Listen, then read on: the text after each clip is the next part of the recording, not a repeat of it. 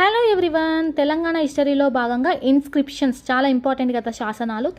అయితే తెలంగాణ హిస్టరీలో భాగంగా శాతవాహనుల యొక్క శాసనాలు ఏంటో చూద్దాము, ఎలా గుర్తుపెట్టుకోవాలో చూద్దాము. నానాగఢ్ శాసనం నాగానిక, నానా అని గుర్తుపెట్టుకోండి, నాన్న.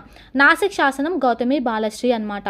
సో సిక్లో బాల సిక్గా ఉంది అని గుర్తుపెట్టుకోండి. నెక్స్ట్ జునాగఢ్ శాసనం రుద్రదాముడు అనమాట.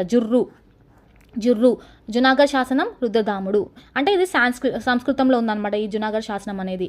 బట్టిబ్రోలు నిగమ శాసనం అనేది సో కుబేరుడు అనమాట, పట్టణ పరిపాలన గురించి తెలియజేస్తుంది అనమాట ఇది.